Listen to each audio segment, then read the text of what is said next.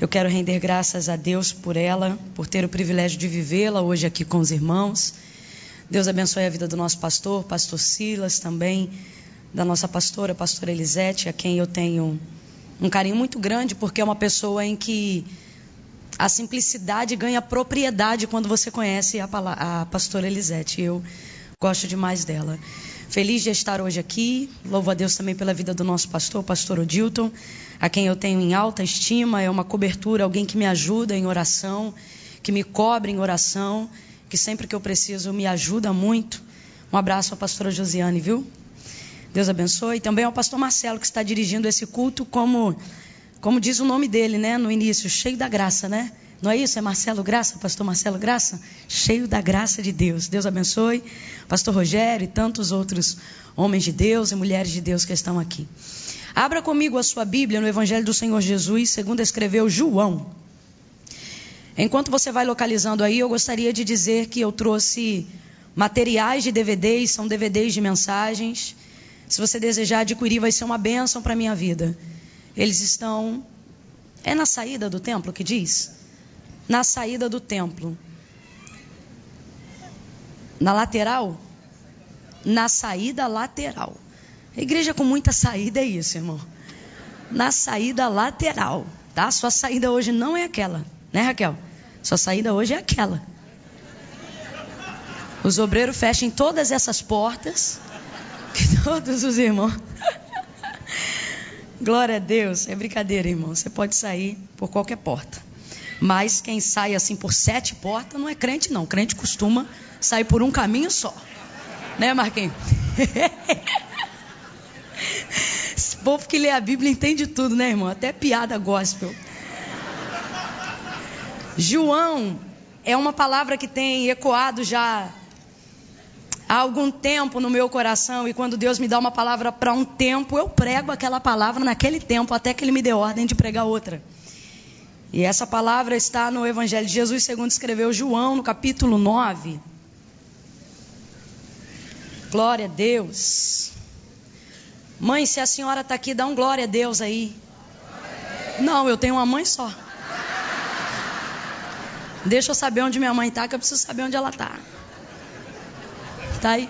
Amém. Glória a Deus. Já localizei minha família ali. Maravilha. João 9. Oh, aleluia. Você quer acompanhar os irmãos? Quem achou, diga glória a Deus. Diz assim o texto. Quando Jesus ia passando, viu um homem cego de nascença. E os discípulos de Jesus lhe perguntaram: Rabi, quem pecou? Este ou os seus pais para que nascesse cego? Jesus respondendo disse: nem ele pecou, nem os seus pais. Mas isto aconteceu para que se manifestem nele as obras de Deus. Devemos fazer as obras daquele que me enviou enquanto é dia. A noite vem quando ninguém pode trabalhar. Enquanto estou no mundo, eu sou a luz do mundo. E tendo dito isto, cuspiu na terra, fez lodo com a saliva e aplicou nos olhos do cego. E disse: vai, lava-te no tanque de Siloé, que significa o enviado. E o cego foi, lavou-se e voltou vendo. Então os seus vizinhos e os que dantes o tinham visto a mendigar, perguntavam: não é este aquele que ficava assentado pedindo esmolas? E alguns diziam que era ele, outros diziam: parece com ele. Mas ele mesmo dizia: sou eu. Agora venha comigo para o verso de número 20 em diante. Perdão, acompanhe comigo desde o 18. Os judeus não acreditaram que ele tivesse sido cego e que agora via, enquanto não chamaram os pais do homem. Perguntaram-lhe então a seus pais: este é vosso filho? É este que vós dizeis ter nascido cego? Como é que agora ele vê? E os pais responderam: Sabemos que este é nosso filho, sim, e que nasceu cego. Mas como vê ou quem lhe abriu os olhos, não sabemos. Tem idade, interrogai a ele, e ele falará por si mesmo. Seus pais disseram isto porque temiam os judeus, pois já os judeus tinham resolvido que quem confessasse ser Jesus o Cristo seria expulso da sinagoga. Foi por isso que os pais disseram: tem idade, pergunta para ele. Chamaram, pois, então pela segunda vez o homem que dantes havia sido cego e disseram: dá glória a Deus, sabemos que este homem que tu dizes que te curou é pecador. E respondeu ele: se é pecador ou não, eu não sei. Uma coisa eu sei, que eu era cego e agora vejo. Diga amém por essa palavra. Se você pode, permita que a sua vida seja um instrumento de Deus nessa noite. Segure a mão de quem está sentado ao seu lado. Irmã Camila, mas eu não conheço. Não precisa conhecer. Se andarmos na luz como Ele na luz está, temos comunhão uns com os outros. E o sangue de Jesus Cristo, seu Filho, nos purifica de todo o pecado. Se você se sente à vontade, faça isso. Se você sente que pode ser um instrumento de Deus, segure a mão da pessoa que está ao seu lado firmemente. Não segure com a mão meio molenga, esquisito, meio frio, não. Pega na mão, segure e fica aí. Isso. Se não quiser, também não faça. A Bíblia diz que o que não é por fé é pecado. Deus me guarde de ser um instrumento de tropeço para você. Segure se você creia, feche os teus olhos. Curve a sua cabeça agora, eu quero orar com você. Antes de que eu comece a orar por você e com você, me permita ver como anda o seu nível de humildade diante de Deus. E que comece a subir de nós uma nuvem de intercessão que seja movida pela súplica de alguém que não tem vergonha de implorar para Deus, de alguém que entende o tamanho e o nível da dependência. Ore agora como se a sua vida dependesse dessa palavra, porque talvez dependa. Ore agora como se o sucesso que você almeja dependesse de uma direção de Deus, porque depende. Então se achegue diante da presença de Deus, em comunhão com o seu irmão agora, e comece a clamar ao Senhor. Comece a pedir ao Senhor: Senhor, fale conosco, Senhor, fale conosco, Senhor, fale comigo, Senhor, fale com meu irmão. Senhor, não me permita sair daqui de qualquer forma, sem direção. Senhor, eu vim porque eu creio. Comece a orar, suplique, não tenha vergonha, você precisa se humilhar. Deus atende quem se humilha, Deus se compadece de quem desce à sua presença, Deus se compadece de quem suplica. Senhor, em nome de Jesus, eis-me aqui, conforme o Senhor me trouxe e me deu ordem para liberar a tua palavra. Eis-nos aqui na unidade do teu Espírito, Senhor. Todas as ameaças que nos cercam agora são neutralizadas, porque todos nós estamos agora submetidos ao teu poderio, e agindo o Senhor, ninguém pode impedir. Seja amarrado e neutralizado agora todo espírito que faz oposição à tua palavra, todo espírito que com ousadia tenta resistir. Há poder no teu nome, há poder no teu sangue. Eu creio que tu estabeleceste esta igreja neste lugar como janela para as nações. Eu creio que tem pessoas acompanhando agora, não só aqui, mas pela internet, que elas sejam alcançadas pela mesma frequência de temor, que elas sejam alcançadas pela mesma frequência da unção que desata o jugo, e que eu sei que já começou a ser derramada em nosso meio, desde que este trabalho de adoração foi aberto. Fica conosco agora, Senhor. Se tem alguém de olhos abertos, Senhor, com o coração aflito e angustiado, isso denuncia o seu nível de aflição. Alcança essa alma agora, de maneira, Senhor, que a carne, que o homem natural possa se submeter completamente. Aquele que crê, venha sentir a tua unção emanando desse altar de uma maneira poderosa. E aquele que não crê, venha temer o poder da tua presença presença que está em nosso meio, e assim reconhecer que há um poder sobrenatural em nosso meio. Me usa com liberdade, como tu disseste que me usaria quando me chamou para cumprir o ministério da palavra. Tu disseste que andaria comigo, então anda comigo nesse altar, Senhor. Tu disseste que andaria comigo, então trafega comigo e com os meus irmãos hoje aqui, Senhor. Envolva-nos numa atmosfera de glória, de glória, de glória. Que os profetas ressuscitem, que os intercessores se levantem, que os pastores se sintam renovados, que haja um rema, uma revelação, uma novidade profética para decidir a nossa vida. Em nome de Jesus, me ajuda, para que meus irmãos saiam daqui com decisões tomadas e acertadas. Em nome de Jesus, quem concorda, diga aleluia.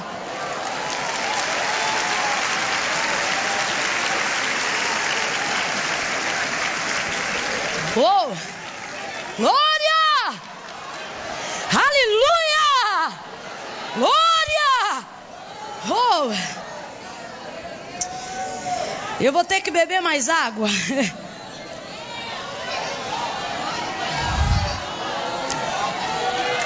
Não quebre essa atmosfera. Seja reverente a ela. Eu preciso beber água, mas sua boca está livre.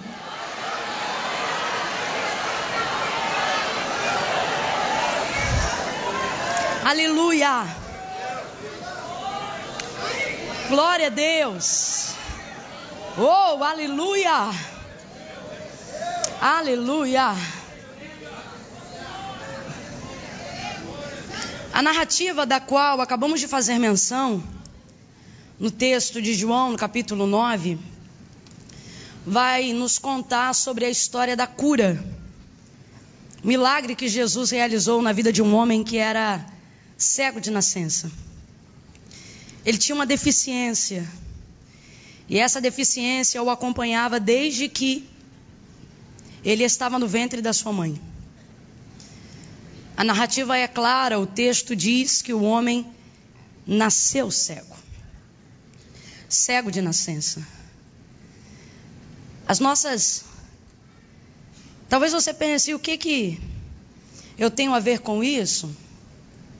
Mas quando eu olhei para esse texto, o Senhor falou comigo, prega sobre ele, porque existem muitas deficiências que nasceram com muitos que estão aqui comigo, e a gente não percebe porque ela não está tão declarada como uma deficiência visual, como uma deficiência auditiva, mas ela não deixa de ser uma deficiência só porque não está aparente. E quando eu olhei para esse texto, o Senhor me elucidou sobre isso, sobre algumas coisas que nascem conosco. Esse homem nasceu assim. Ele não fez nada para ser como ele está. Ele não fez nada, melhor dizendo, para estar como ele está. Ele nasceu assim.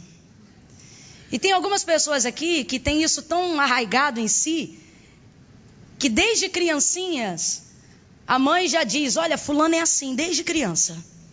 Às vezes é alguém que é teimoso demais, né? E diz, mas é teimoso, igual uma porta, sempre foi assim, nasceu assim. Quando não, outras falhas que incomodam você. Mas por nascer com você, você se acomoda a elas. São deficiências, às vezes, de um caráter mal formado. E a gente se acomoda a elas, porque uma coisa é uma pessoa adquirir uma deficiência depois de ter experimentado, por exemplo, como é viver sem ela. Imagine uma pessoa que ficou cego depois dos seus 30 anos. É muito mais difícil se adaptar. Agora imagine uma pessoa que nasceu cego. Ela já está praticamente adaptada àquela realidade. E o Senhor falou comigo, tem muitos deficientes em nosso meio. E entenda isso numa visão profética. Que não percebem o grau da sua deficiência porque já estão totalmente acomodados a elas. Falhas do nosso caráter, equívocos da nossa personalidade. Coisas que precisam ser alteradas, mas nós já nos acomodamos. Davi falou uma palavra, e é a mesma palavra que o profeta Jeremias também mencionou. Ambos disseram assim: em pecado fui gerado e em pecado me concebeu a minha mãe. Pode um feto pecar no ventre da sua mãe, irmãos? Não, não pode. Ele está falando sobre a sua natureza caída, sobre a sua natureza adâmica. O que ele está dizendo é: eu já fui contaminado, eu já nasci dessa maneira, com essa natureza caída, por causa do que me aconteceu antes. Paulo também vai falar sobre isso quando escreve a carta aos Romanos, no capítulo de número 7. E ele vai dizer: porque o querer bem está em mim, mas eu não consigo efetuá-lo. O mal que eu não quero, o bem que eu quero, esse eu não faço. Mas o mal que eu não quero, esse eu faço. E o bem que eu quero, esse eu não consigo fazer. E aí ele vai dizer: miserável homem que sou, quem me livrará do corpo desta morte? Ele também está mencionando deficiências que ele sente que o impedem de viver uma vida plena em Deus. E olha que ele atingiu lugares altíssimos, ainda com essas deficiências. E por que, irmã Camila? Porque veja, o Deus falou isso também para o profeta Jeremias. Ele disse o seguinte: antes que te formasse no ventre, eu te conheci. Antes de você ter contaminado, antes do mundo saber o que era pecado, eu já formava você. Eu vejo Deus estabelecendo princípios que não podem ser quebrados por causa das nossas deficiências. Eu vejo um Deus estabelecendo um plano de sucesso para a nossa vida, que não será alterado por causa dessas deficiências. Por que, irmã Camila? Porque o Senhor visitará as áreas que nos impedem. Esse é o seu plano desde o início. Quando você observa a vida deste homem, você vai ver como Jesus trabalha na operação desse milagre. Olha o que o texto diz: quando Jesus ia passando, viu um homem cego de nascença. A deficiência desse homem, neste caso, é uma cegueira visual. Por causa disso, os discípulos vão olhar e vão dizer: Rabi, quem pecou? Esse ou seus pais para que nascesse cego?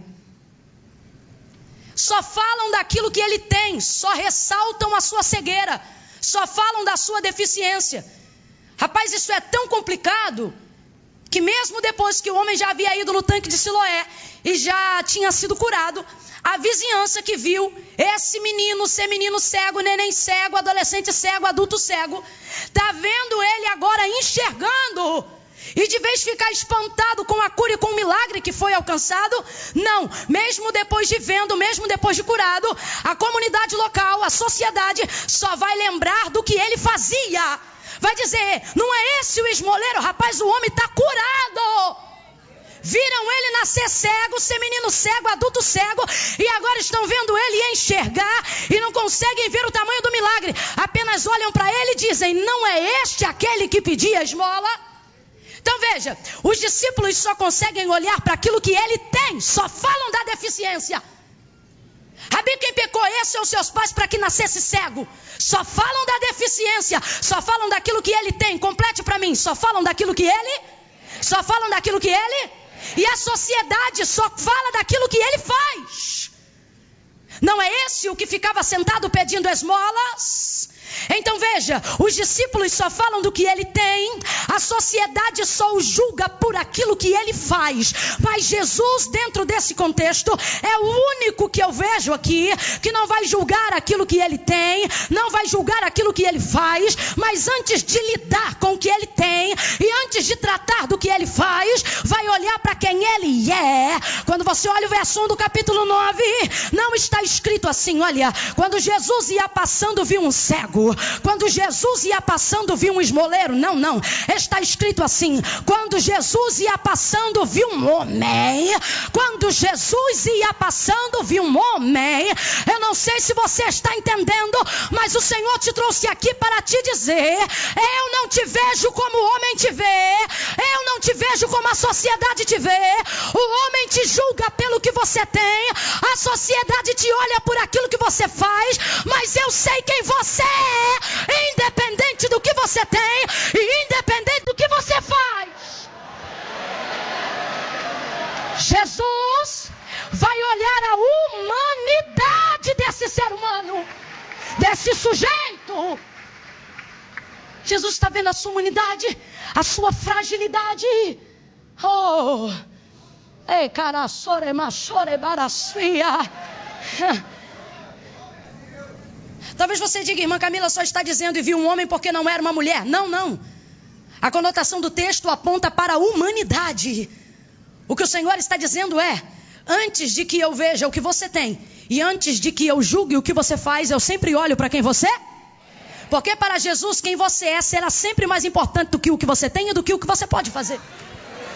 Algumas pessoas estão achando que não vivenciarão um milagre por causa do que elas têm, por causa do que elas fazem.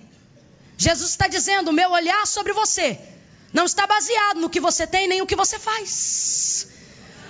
Antes, eu não estou dizendo que Jesus não vai cuidar dessas coisas, mas eu vim aqui te mostrar qual é a prioridade de Jesus quando Ele olha para você. Nem o que Ele tem, nem o que Ele faz. Primeiro, Jesus vai olhar para quem Ele...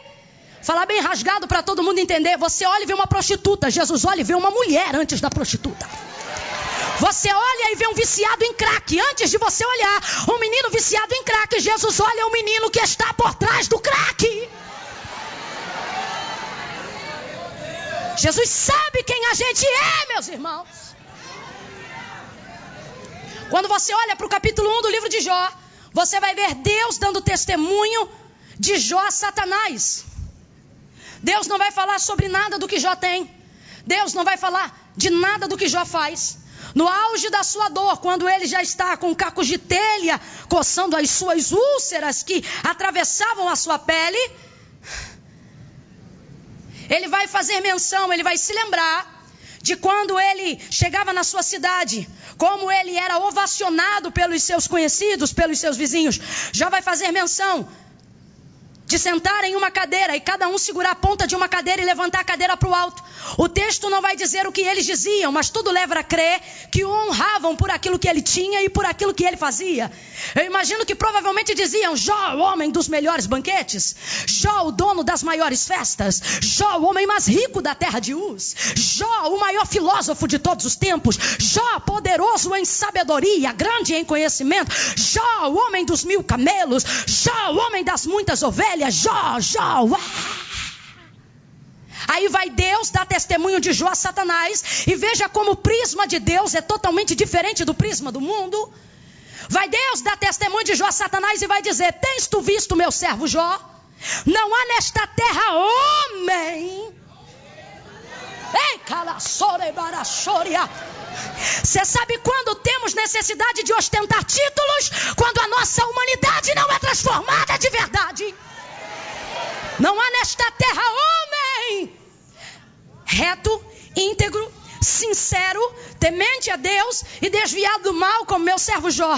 O Senhor vai usar 5 características. Ele não fala do que Jó tem, não fala do que Jó faz, mas usa 5 atributos para destacar quem ele é: reto, íntegro, sincero, temente a Deus e desviado do mal.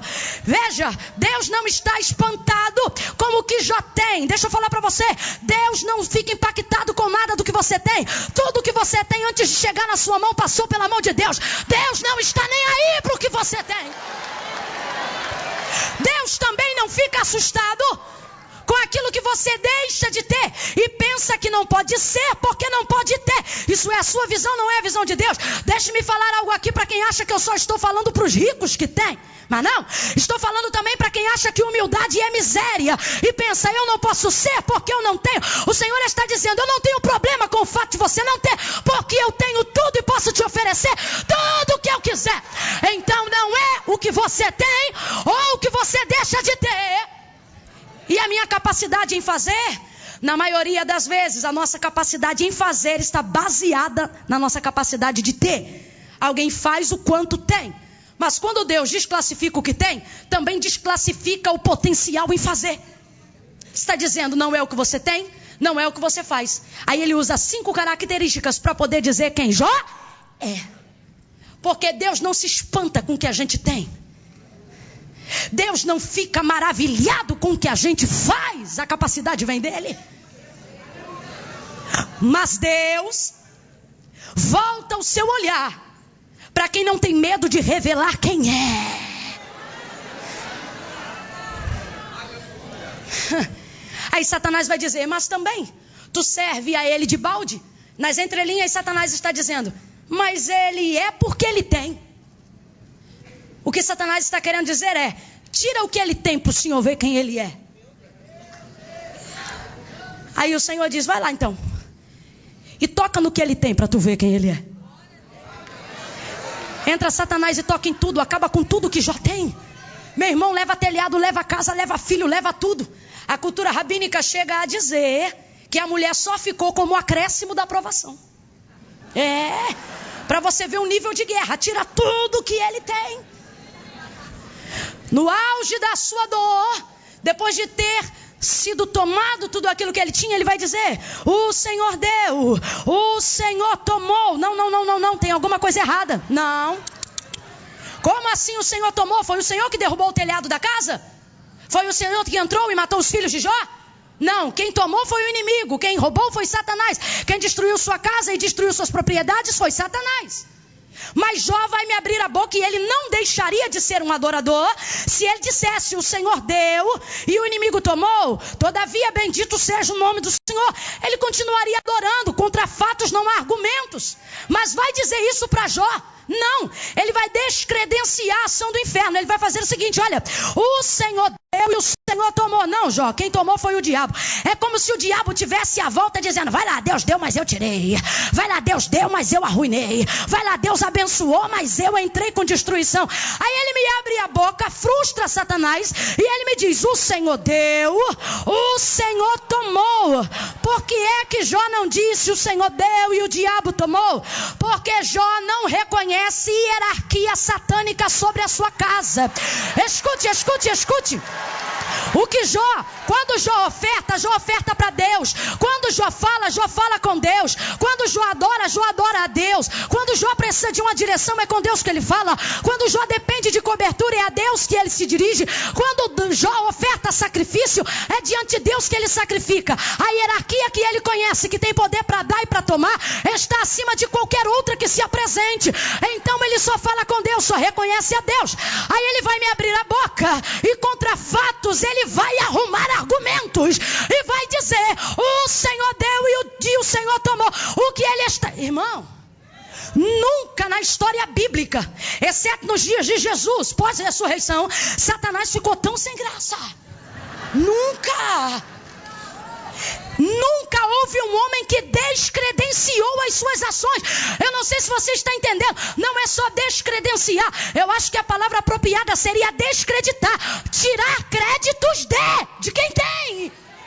O que ele está dizendo na cara do capeta é isso aqui. Eu não reconheço as tuas ações sobre mim. Eu não reconheço o teu governo sobre mim. Pega na mão de alguém, em nome de Jesus, vai. Pega na mão de alguém, diga para essa pessoa, deixa o inferno sem graça. Deixa o diabo sem graça. Se tá bom é Deus. Se ficou desfavorável é Deus. Se tá tudo bem é Deus. Se ficou difícil é Deus. Descredencia o inferno. Oh, aleluia. Oh, aleluia. Nós, e eu não vou deixar ninguém de fora dessa, nós temos o costume de, quando a coisa aperta, dizer, rapaz, o diabo está furioso. Quando não, a gente diz, olha, o diabo entrou. Olha, o diabo usou. Olha, o diabo isso, o diabo aquilo, e ele é. Só para você entender. Nós temos que ter a perspectiva de Jó. Jó, por exemplo, se bate o carro, ele não diz Satanás. Jó, por exemplo, se bate o carro, ele diz, Deus está decidido em provar minha fidelidade. Se a porta fecha, ele não diz, o diabo entrou.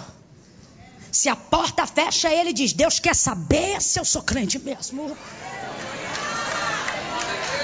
Está entendendo? Capítulo 42, Deus restitui em dobro tudo que antes Jó tinha. Isso já é uma outra coisa maravilhosa. Isso fala sobre superar a si mesmo. Antes já não tinha ninguém mais rico que ele. Deus está dizendo, te provei para te deixar mais rico do que tu já era. Agora entenda a profundidade disso, porque eu não estou falando de grana, não estou falando de matéria. Estou dizendo que Deus está dizendo, eu vou te provar. Não é para superar ninguém, é para superar seus próprios limites. Quando chega no capítulo 42, Deus restitui e dá em dobro tudo que antes ele tinha. É Deus respondendo ao inferno. É Deus respondendo aos seus servos. É Deus falando conosco aqui nessa noite. Usando a vida de Jó para tal. Para dizer, olha, se tu ficar preocupado com o que você tem e basear quem você é no que você tem, você será sempre menor do que você pode ser. Porque uma vida que baseia o ser no ter é uma vida volátil, oscilante, vulnerável, frágil, miserável. Você é enquanto você tem. Aí se deixa de ter, também deixa de miserável. Você acha que você é enquanto você faz. Aí deixa de fazer e pensa, eu não sou mais capaz. O Senhor está dizendo miserável. Por que você acha que você só é? Porque você faz. Você sabe quantas vezes Satanás fala no livro de Jó? Só no primeiro capítulo. Depois, não fala mais, irmão. Vai falar o quê? Fala mais nada. Pode ter aparecido na minha vida e na tua, mas na vida de Jó nunca mais. Quando chega no capítulo 42 e Deus restitui em dobro tudo que antes Jó possuía. Aí é Deus dizendo, se você basear a sua vida e o seu ser no que você pode ter, você nunca será nada. Lembra quando Satanás disse? Ele é porque ele tem. Deixa eu tocar no que ele tem para o Senhor ver quem ele é. Vai lá e toca no que ele tem para tu ver quem ele é. Tocou, tirou tudo, Deus deu tudo. É um princípio de Deus. Deus está dizendo assim, olha. Quando acharem que você é por causa do que você tem, eu deixo tocar no que você tem. Para que você tenha uma chance de mostrar quem você é. Talvez você diga, eu estou provado, eu estou apertado, eu estou arruinado. O Senhor está dizendo, não, você recebeu uma chance de mostrar quem você é quando você não tem. Você sabe por que o jejum nos leva a um nível de dependência tão grande diante de Deus? Porque é quando a fome chega que a gente revela quem a gente é de verdade. Não, é sério. O maior momento de mau humor é quando você está extremamente faminto. Às vezes o Senhor permite com que algumas coisas sejam retiradas para nos dar uma chance de que nos revelemos. Aí quando chega no 42 e Deus dá tudo em dobro que antes já tinha, o que ele está dizendo é o seguinte. Ele não é porque tem. Quando ele deixa tirar, ele está dizendo, ele não é porque tem. Pode tirar, porque ele não é por causa do que tem. No capítulo 42 ele diz, pode dar tudo de volta. E acrescenta,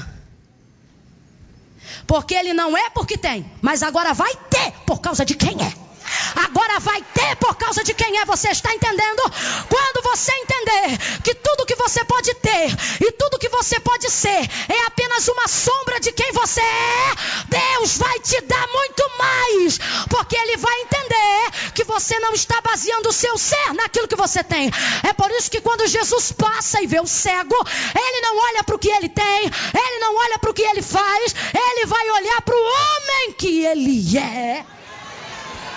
Se ele é bom, se ele é mau, se ele é pecador, se ele não é, não importa. Jesus não está olhando para o que ele faz, Jesus está olhando para quem ele é. Alguém diz cego, Jesus diz um homem. Alguém diz esmoleiro, Jesus diz um homem. Alguém diz prostituta, Jesus diz uma moça. Alguém diz traficante, Jesus diz um homem. Quando Jesus olha para o cego, irmãos, a especulação teológica começa. Rabi, quem pecou, ele ou seus pais, para que nascesse cego? Jesus curou a tantos e eles nunca perguntaram por que um era leproso, por que o outro era paralítico. Mas o cego, todo mundo quer saber. Aí eles botam como se fosse uma pergunta. Rabi, quem pecou? Esse ou seus pais, para que nascesse cego? Isso não é uma pergunta, isso é um julgamento. Quem pergunta diz por quê, não afirma qual é a causa. Eles estão dizendo, ou foi ele ou foi os pais. É só o Senhor falar quem é, porque que foi um deles, a gente já sabe. Começam os questionamentos, vem comigo e diga especulações. É exatamente o que acontece quando Jesus está prestes a fazer um milagre. É exatamente o que acontece quando Jesus para tudo e olha para você. As especulações começam. Eles não tiveram o mesmo interesse por nenhum outro que apareceu necessitando de socorro dentro da história, mas fazem da vida do cego o assunto do almoço, fazem da vida do cego o assunto da janta, fazem da vida do cego a tese para ser especulada. Eles não estão preocupados com o cego, porque se o princípio fosse esse, também se preocupariam com os leprosos, se preocupariam com os paralíticos. Eles não estão interessados no cego, o interesse deles é porque o cego é interessante para Jesus. E tem gente aqui deixando de dormir, ficando agoniado, perturbado, porque foi Jesus olhar para você e as especulações começaram. Foi você botar uma Bíblia debaixo do braço e as especulações começaram. Eu não tive o privilégio de nascer num lar evangélico. Então, outrora, quando ia para baile, nessa ocasião, ninguém queria saber com que dinheiro eu pagava o ingresso.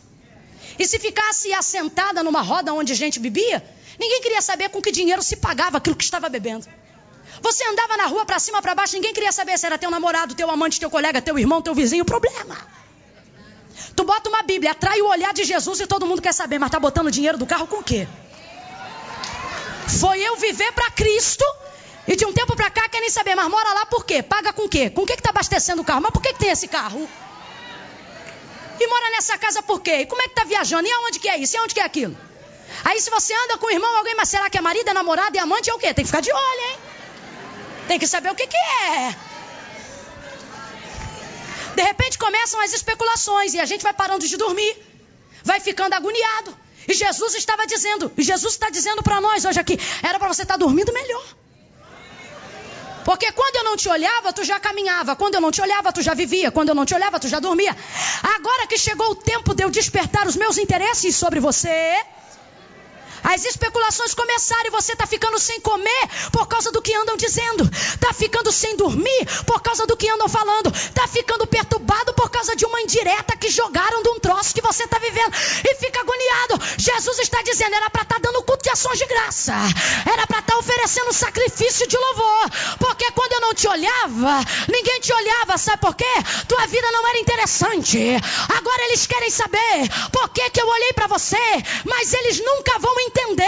As pessoas especulam porque elas querem entender por quê, mas de onde e como é que foi isso, mas elas não vão entender porque não tem a capacidade de olhar como Jesus. A sociedade só te julga pelo que você tem, a comunidade local te avalia pelo que você faz. Jesus está dizendo, ninguém vai entender porque eu não te olho como eles te olham, ninguém vai entender porque eu não te vi como eles te veem, ninguém vai entender. E as especulações começam. Eu não sei para quem, mas Deus trouxe algumas famílias hoje aqui para dizer, vai dormir. Para de bater boca em comentário de rede social. Para de se ofender com indireta. Ter o privilégio de alguém falando da sua vida, mais do que a dele própria, é ter o privilégio de entender que a tua vida é mais interessante do que a dele. Porque Jesus te viu. Anime alguém aí e diga, Jesus te viu. Diga, Jesus te viu. Adore porque querem saber, porque Jesus te viu. Só falam porque Jesus te viu. Eles querem saber, que interesse Jesus tem nele. É para nos ensinar se o pai pecou ou se quem pecou foi ele. Veja como eles limitam a operação do milagre. Rabi, ou foi ele ou foi os pais. Eles estão dizendo ou A ou B. Eles estão limitando o milagre, a operação de Jesus na vida daquele cego. Ou é desse jeito ou é desse jeito. Ou é assim ou é assado. Eu até entendo quando a sociedade, quando vem de fora. Quando vem de fora e alguém limita dizendo, é porque ele é assim porque o pai era. E a mãe é assim e ele vai ser assim também. É porque só tem dois caminhos, ou vai ser desse jeito ou vai ser desse jeito. Eu até entendo quando vem de fora, mas muito mais me incomoda. Jesus está mandando eu falar sobre isso. Quando não vem de fora, vem de você. Aí me incomoda muito mais. Porque eles não podem impedir, mas você pode tolir o que Deus está prestes a fazer. Não porque ele não é poderoso, mas porque algumas coisas dependem de você. É necessário que aquele que se aproxima de Deus creia que ele existe, que é galardoador daqueles que o buscam. Quando você começa a limitar, aí eu começo a me preocupar. João 4. Houve uma mulher também, a samaritana, no poço de Jacó. Não veio de fora, veio dela. Ela limitou o que Jesus queria fazer naquela hora. Ele diz assim: traze-me aqui o teu marido. Eu não tenho marido. Tu disseste com verdade, porque tu já tiveste 5. E o 6º que tu está agora não é teu marido. Aí ela diz: mas aonde é que deve se entregar oferta? Onde é que se deve adorar? Aí quando a gente olha, a gente pensa assim: a mulher ficou sem graça e está fugindo do assunto. Acabou de reconhecer que está diante de um profeta e o seu pecado foi revelado. Mas não, ela não está fugindo da conversa. É só você entender a cultura. Ela está entrando mais na conversa. É tão tremendo porque Jesus acabou de dizer: traz aqui o teu marido. E ele sabe ou não sabe que ela não tem marido? Ele sabe. Mas ele dá a ela uma chance de confessar. Quando ela diz eu não tenho, ele diz: tu disseste bem. Aí eu te pergunto: é bonito dizer que você está com um homem que não é teu? Não é? Mas Jesus não se ausenta da conversa. Por quê? Jesus não procura beleza. Jesus não está procurando os experts da ética. Jesus não está procurando os profissionais da moral. Jesus está procurando quem tem coragem de falar a verdade. Jesus tem muito mais prazer em conversar com um vacilão verdadeiro do que com um hipócrita que prega moral. Escute, escute. Aí ele diz, tu disseste com verdade, tu disseste bem. Aí ela diz: mas aonde é que se deve adorar? No templo ou no monte? Ela não está fugindo da conversa, ela está entrando. O que ela está dizendo nas entrelinhas é isso aqui: aonde eu levo oferta para expiação desse pecado? No templo ou no monte? Aí Jesus vira para ela e diz: tu sabes que a salvação vem dos judeus. O que ele está dizendo é: se tu quisesses levar oferta para a expiação desse pecado, tu terias que levar essa oferta para o templo, porque é lá que Deus recebe a oferta. Lá com os judeus. Dizendo isso, o que ele está dizendo é o seguinte: mas lá tu não entra, porque tu és samaritana. E no monte, Senhor, no monte é Deus que não aceita, porque vocês perverteram a liturgia do culto. Eu não sei se você está entendendo, ela acabou de limitar. Ela está dizendo: eu recebo perdão no templo ou no monte. Aí Jesus diz: pegou para você, porque você limitou. Você acha que perdão só tem no templo ou no monte? Aí o que ele está dizendo pegou mais ainda. Porque o que ele está dizendo é o seguinte: no templo tu não entra e no monte Deus não aceita. Tu vai fazer o quê? Ele já vem com a solução em seguida e diz: mas a hora chegou. Nas entrelinhas Jesus está dizendo: não precisa esperar o domingo da Santa Ceia para fazer concerto. Faz na quinta-feira da vitória. Mas a hora chegou e já vem, em que os verdadeiros adoradores adorarão ao Pai, não apenas no templo, ou preocupados com o monte. O que Jesus está dizendo é: chegou a hora da adoração ser expandida, e toda a humanidade compreender que você não está limitado a um lugar ou a um fato. Aí ele diz assim: a hora chegou, já vem e fala contigo agora. O que ele está dizendo é: quem faz a hora sou eu, e quem libera perdão para você agora sou eu. Seja perdoada. Mas antes do milagre, antes da operação, ela vai limitar, dizendo: no templo ou no monte. Sabe o que é isso? Mania de trazer Deus para o seu mundinho. Mania de trazer Deus para a sua cultura local. Mania de colocar Deus dentro de uma caixinha. Deixa eu te falar, tira ele de lá, ele não cabe lá dentro. Tira Jesus dessa caixinha que você formatou hoje. Você diz: Senhor, faz aqui, faz aqui, faz aqui. O Senhor está dizendo: eu não te chamei baseado em quem você era, porque eu não te chamei baseado no que você podia, porque você não podia nada quando eu te chamei. Você não fazia nada quando eu te chamei. Você não tinha potencial nenhum quando eu te chamei. Eu te chamei baseado em quem eu sou. O que ele está dizendo é: quando eu te vi te olhando de cima para baixo. Quando eu te vi te olhando daqui para aí. Por que agora você quer conversar e quer me obrigar a vir daqui para cá? O que o Senhor está está dizendo quer melhorar a qualidade da nossa conversa? Para de me trazer para o teu mundinho, vem comigo para o meu. Vem comigo para o meu. Jesus está transportando esta mulher para uma atmosfera de graça que ainda não é conhecida. Ele está dizendo, as suas opções não são só o templo ou o monte, menina. Agora deixa eu falar para quem está aqui. Pedro, Joana, Maria, Josefina, sei lá qual é seu nome. Você entrou hoje aqui limitando o poder de Deus por causa das suas circunstâncias, por causa das suas deficiências. Antes de estar aqui onde eu estou agora, apresentei algumas desculpas para Deus. Ontem, por exemplo, muito triste e angustiada por causa de algo que me ocorreu e eu não fui bem sucedida. Frustrei-me em oração. Eu disse, Senhor, me perdoe, porque tu sabes que eu não tenho competência para isso. Eu usei essa expressão. E o Senhor falou comigo, tu estás onde está por causa da tua competência? Eu disse não. Ele disse, não te chamei pelo teu grau de competência, te chamei por causa do teu nível de obediência. O Senhor falou comigo, não te preocupe com a tua competência, te preocupe com o teu nível de obediência diante de mim. Limitamos Deus por causa das nossas circunstâncias. Deixa eu falar bem rasgado para a gente terminar. Você entrou aqui dizendo, Senhor, olha a oração do limitado. Senhor, porque tu faz alguma coisa, ou vai embora ela ou vai embora eu. Ei, câmara, chorega, chorerai, Jeová.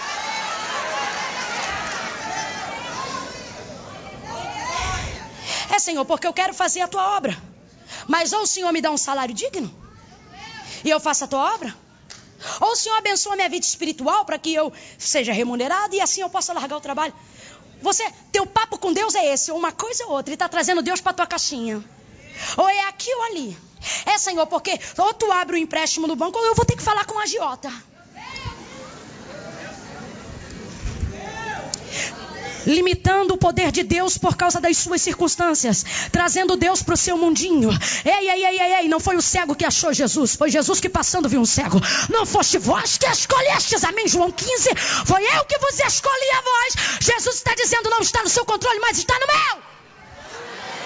Senhor, porque ou sai ele ou sai eu. Jesus, quando eu olhei para a mensagem, ele disse, diga à minha igreja que eu sou a terceira alternativa. Eu disse, Senhor, não tem, só tem duas, ou é ele ou os pais, ou é o templo ou é o monte. Jesus disse, pois diga que eu sou a opção surpresa. Qual? Aquela que ele não cogitou, aquela que ela não pensou. Sabe aquele profeta que revela tudo quando você precisa? Fala que eu não contei para aquele profeta, contei para um que ele não conhece.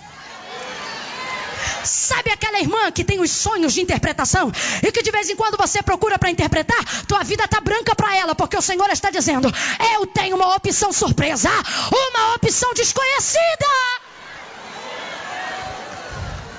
Ou sai ele ou sai eu. Jesus está dizendo, e se eu te disser que não sai ele nem você, entra eu e fica os dois.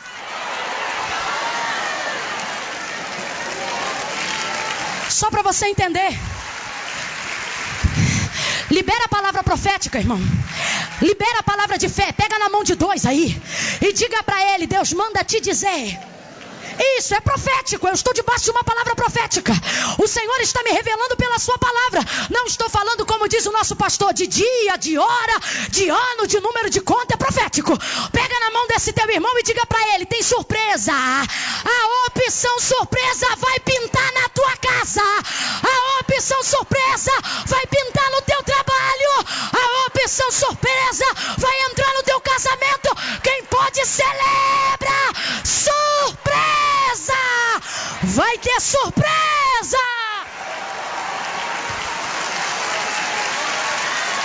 Eu creio.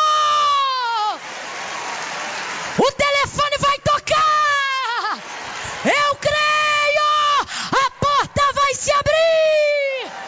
Eu creio.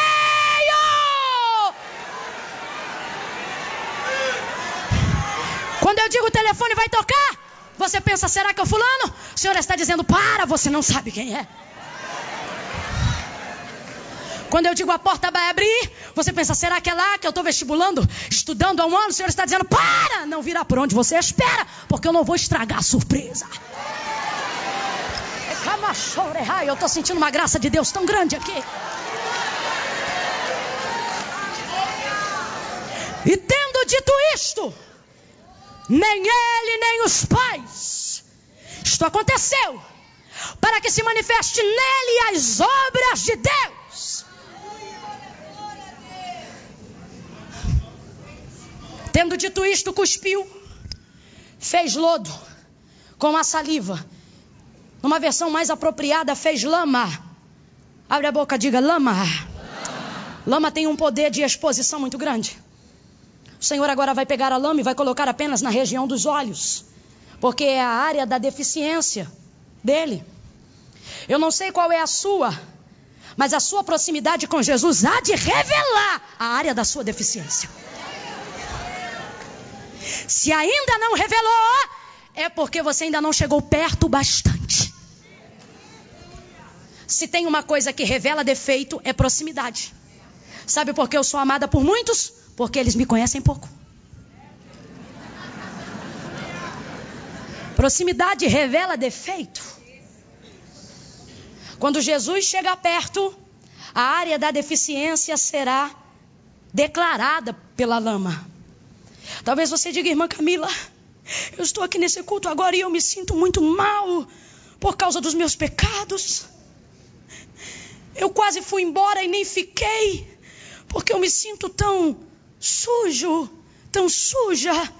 O Senhor está dizendo, como você se sente momentaneamente, denuncia que eu estou bem perto. Então não vá embora agora. Porque quem joga lama também diz onde fica o tanque. Quem joga lama também fala onde tem água. Quem faz a ferida também tem poder de curar.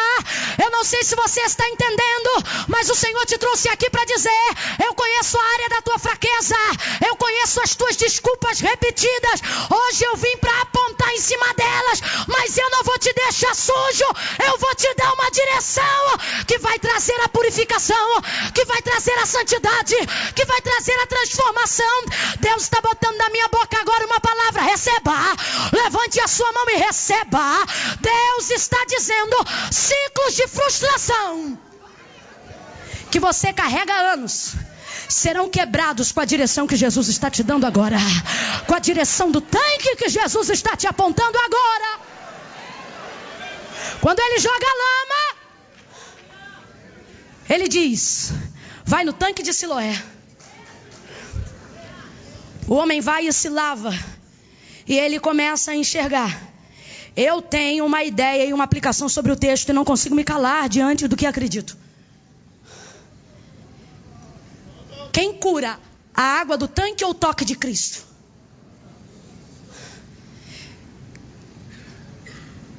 Quem cura a água ou as mãos de Jesus? Então eu acredito que ele foi curado quando Jesus tocou, mas não sabia que estava curado, porque Jesus o curou usando lama. Nasceu cego. Suponhamos que não tivesse reflexo nenhum de luminosidade. A partir do momento que enxergou, deveria haver luz refletida, ainda que de olhos fechados. É assim que acontece, ok? Mas não teria como, mesmo que sendo curado, porque Jesus havia encoberto os seus olhos com... Vai para o tanque. Quando ele chega no tanque, ele vai evidenciar uma cura que Jesus fez minutos atrás. O Senhor está dizendo, e se eu te disser que o que você me pede eu já liberei? Só que está faltando você fazer a sua parte. Sabe como eu chamo esse momento? Eu chamo o milagre do século 21. Que milagre é esse? Quando perguntam assim, cego, diga, como você foi curado? Ele diz assim, o homem chamado Jesus jogou lama, eu joguei água e vi. Em outras palavras, ele está dizendo, ele fez a parte dele, eu fiz a minha, o resultado é esse. O Senhor está dizendo, eu tenho feito a minha parte, mas você tem atendido a direção? Eu tenho feito a minha parte, mas e você tem ido ao tanque? Eu já quebrantei o coração de quem você precisa pedir perdão, mas você não liga para ele. Eu já visitei o endereço que tu me pediu reconciliação, mas tu troca de calçada toda vez. Eu já toquei no coração desta moça, que tu ora por ela 3 meses dizendo: Senhor, eu quero ela. Mas quando o culto acaba, tu não pergunta se pode levar ela em casa. Jesus está dizendo: eu fiz a minha parte. Minha parte já está feita. Senhor, como eu sei que tu fez? Tu só vai saber quando tu evidenciar a direção que eu te dei. Olhe para alguém e diga: coragem. Vá ao tanque. Ele lava. É curado. Sendo curado, os fariseus pegam ele, colocam dentro da sinagoga e dizem: olha ele aí, está dizendo que Jesus curou ele. Eles olham para ele e digam: cego, como é que tu foi curado? Tu era cego mesmo? Eu não acredito em você. Vai chamar o pai e a mãe. Chama o pai e a mãe: ó, esse menino aí está dizendo que é cego. Ele é cego, ele nasceu cego mesmo? Olha, ele é nosso, ele é filho de vocês? É. Ele é nosso filho e nasceu ceguinho. E como é que ele está dizendo que está curado agora? Aí você pergunta para ele. Porque ele tem idade, fala com ele. Quando o milagre é grande, ninguém se compromete. Não queriam se comprometer porque tinham medo de serem expulsos da sinagoga. Mas o cego não está nem aí para ser expulso. Porque por ser cego não entrava antes. Agora que está vendo, se não quiser, ele também está nem aí. Aí perguntam, chamam ele. E agora vão perguntar pela segunda vez. Na primeira vez já tinham perguntado: diga, como é que tu foi curado? Ele diz: o homem chamado Jesus jogou lama, eu joguei água e estou vendo. Tu dizes que ele é o quê? Aí ele diz: para mim é profeta. E aí perguntam para ele: fala de novo, dá glória a Deus, porque esse homem aí que tu está falando, ele é pecador. Fala como é que tu foi curado. Ah, irmão, ele me vira para os homens e aí eu já entendo por que Jesus escolheu ele. Não era porque ele tinha, era por quem ele era mesmo. Vou te falar quem ele era agora. Quando perguntam, quando dizem assim: dá glória a Deus, o homem que te curou é pecador. Fala direito como é que você foi curado. Ele diz assim: vocês querem ser discípulos dele? É por isso que perguntam tanto. Aí eles dizem assim: nós não. Nós somos discípulos de Moisés. Vai tu ser discípulo dele. E o homem me sai. E as palavras finais dele são essas: se é pecador ou não, eu não sei. O que ele está dizendo nas entrelinhas é: quem fala do que não sabe é você. Eu só falo do que eu sei. E o que eu sei é que o que vocês pensam sobre ele não muda o que eu sei que ele fez em mim. Eu não sei se você está entendendo. Galeria, olha para cá. O que ele está dizendo é: o que vocês falam sobre ele não altera a experiência que eu vivi com ele. O que eu vivi com ele é maior do que o que vocês falam sobre ele. Eu vejo Jesus no Calvário, esbofeteado, cuspido, lanhado, arrebentado. E ele me vira e diz: Pai, perdoa-lhes, porque eles não sabem.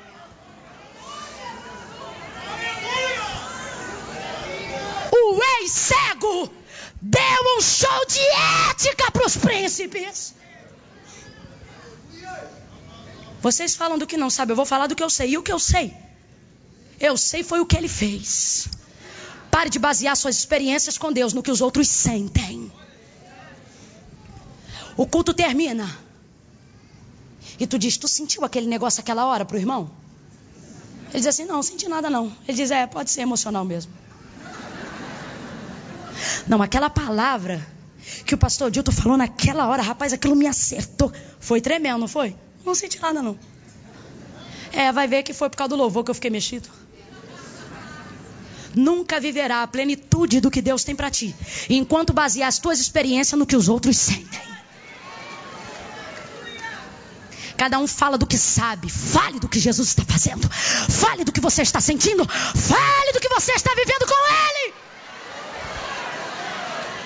Misael, cheio de experiência, chega lá fora. E eu tenho que entregar o microfone, senão o marido vai brigar quando chegar em casa. Quando chega lá fora, quem está lá fora, gente? Jesus, que ficou sabendo que ele já tinha sido capturado para ser interrogado. Jesus volta de novo ao encontro dele. A porta de trás, isso aqui é só um contexto para você entender, se fecha. Mas Jesus está do lado de fora, pouco de distância da onde está a sinagoga. O Senhor está dizendo, depois que você viver completamente algumas experiências comigo, algumas portas se fecharão atrás de você. Sabe do que isso fala? Expulsão. A Bíblia diz que ele foi expulso de lá. Tem churrasco, irmão, que a gente viveu uma experiência com Jesus e esquecem o nosso telefone na hora. Tem Santa Ceia, tem ceia de Natal, perdão, que esse ano você não vai ser convidado. Tudo porque você diz que está vivendo. Não chama ele não, porque só sabe falar do que está vivendo, do que foi o culto daquele. Aí você fica, puxa vida, a porta fechou. Quando ele chega lá, a porta fechou pelas costas. Tem um homem diante dele. E este homem tem uma mensagem que de si mesmo prega dizendo, eu sou a porta. Está Jesus do lado de fora. Ele sabe que é Jesus? Não, porque quando Jesus curou ele era. Aí olha a conversa dos dois. Jesus chega e diz assim, homem, tu crê que o homem que te curou é o filho do Deus vivo? A Bíblia diz que ele era cego, não diz que ele era surdo. Aí ele me vira do outro lado e diz, como crerei se não sei quem é? Aí Jesus diz, sou eu que falo contigo? Ele queria ter certeza.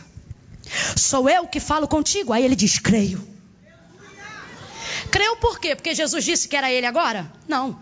Creu por causa do que ele já havia vivido?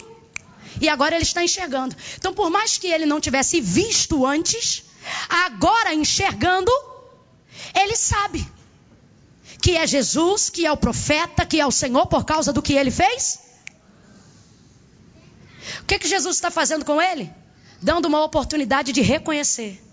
O que Jesus está fazendo com ele? Dando-lhe uma oportunidade de agradecer.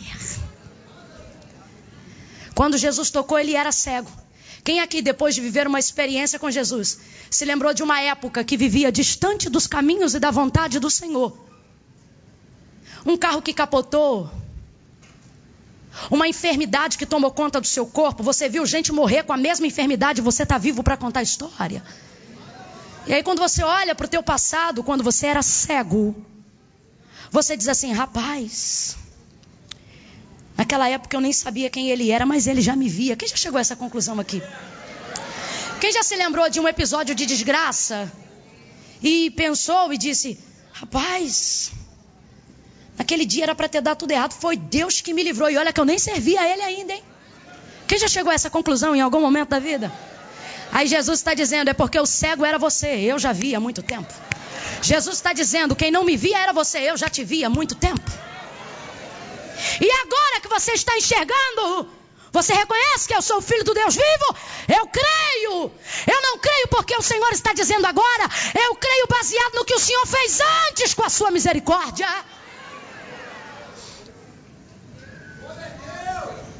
Jesus está dizendo, naquela viela, quando o tiro comeu solto, eu te livrei. Tu era cego, mas agora está aqui me vendo. E eu te pergunto, tu reconhece que foi eu naquela viela? Quando o carro capotou 4 vezes e tu saiu do lado de fora com apenas uma perna quebrada para não esquecer do testemunho. Tu não sabia quem eu era, tinha entornado um bocado de caixa de cerveja na mente. Mas eu te livrei. E estou te dando agora que você enxerga uma oportunidade de reconhecer que era eu te livrando naquele veículo.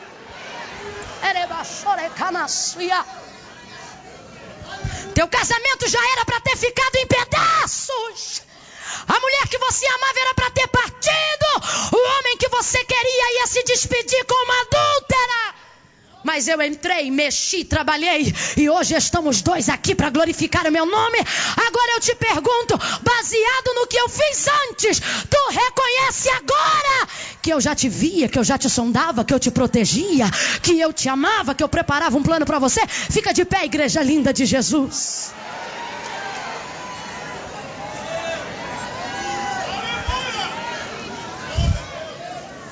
Tem gente hoje aqui na galeria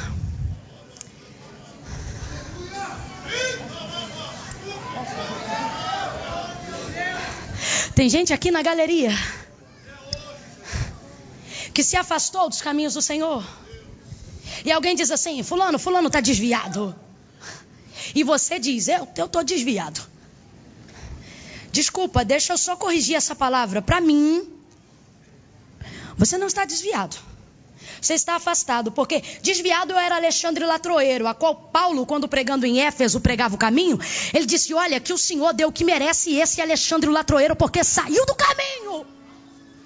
O caminho que ele pregava a Jesus. Aí tu dizes que é desviado, mas quando tem culto você vem. Tu dizes que é desviado, mas já está na 3ª semana da campanha. Tu dizes que é desviado, mas a Raquel cantou e você cantou as canções. Tu dizes que é desviado, mas quando a gente ora, você fecha o olho. Tu dizes: eu sou desviado, mas quando a gente prega, até crente vai embora, mas tu fica. Então deixa-me lhe dizer uma coisa. Você não é desviado. Você se afastou e morre de saudade todos os dias. E hoje o Senhor está te dando uma chance de reconhecer que quem tem te livrado nesse período de cegueira é Ele. E hoje Ele te trouxe aqui para te dar uma chance e uma oportunidade para te dizer: tu reconhece que sou eu quem tenho te livrado na subida e na descida? Que sou eu quem tenho te guardado na entrada e na saída? Tu reconhece que mesmo assim como tu tem andado, quem tem te aberto a porta da provisão sou eu? Torto do jeito que você tá, eu tenho cuidado da tua mãe, porque tu tem me pedido isso em lágrimas. Eu estou aqui determinando alguns exemplos que dizem como está a vida de alguns. Aí eu te pergunto, você diz assim: irmã Camila, é comigo mesmo que falou, mas eu não vou ir na frente não, porque eu tenho vergonha.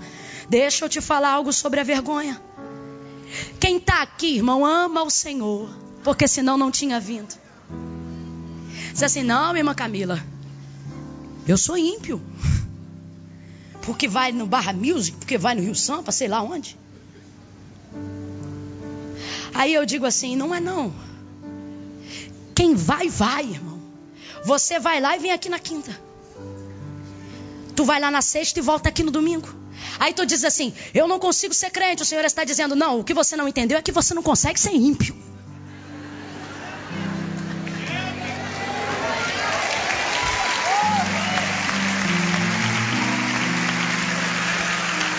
Você dá desculpas. Eu tenho aqui homens feitos, barbados, chefes de família, que temem tanto a Deus, que dizem assim: eu não vou lá na frente igual esses emocionados não, porque servir a Deus é coisa séria e eu não vou deixar de fazer as coisinhas que eu faço, mas pra frente eu me converto. Só que você tem repetido ciclos de frustração e não consegue, porque o Senhor está dizendo: sem mim nada podeis fazer. Então Ele está dizendo: vem como você está, porque eu consigo ver quem você é, independente de como você está. Nós vamos fazer assim para resumir. Eu vou contar de 1 a 3. Quando eu disser 3, você vai sair da onde você estiver. Irmã Camila, e o que eu faço com a minha vergonha? Bota no bolso. Mas o que vão pensar de mim? Sabe qual é o problema do que vão pensar de mim? O que vão pensar de mim nunca pagou minhas contas, nunca resolveu minha vida, nunca abraçou minha família, nunca botou comida na minha mesa. Você diz: irmã, então fica ligada, porque daqui da onde eu estou eu vou entregar minha vida para Jesus. Aí você diz: Jesus sabe, mas não concorda. Sabe por que não? Ele diz assim: aquele que me confessar diante dos homens, eu confessarei diante do meu Pai que está no céu. Olha o que ele diz. Mas aquele que se envergonhar de mim, ele não diz aquele que não crê, ele está dizendo aquele que crê, mas não confessa. Aquele que acredita, mas tem vergonha. Se ele tiver vergonha de mim diante dos homens, meu Pai não permitirá que eu o apresente diante dele. O Senhor está trazendo. Quando eu disser 3, se tiver alguém ainda que estiver retido, será desatado na força dessa palavra. Se tu tivesses um amigo que gostasse muito de você, mas tivesse vergonha de te apresentar para as outras pessoas, essa amizade duraria muito tempo?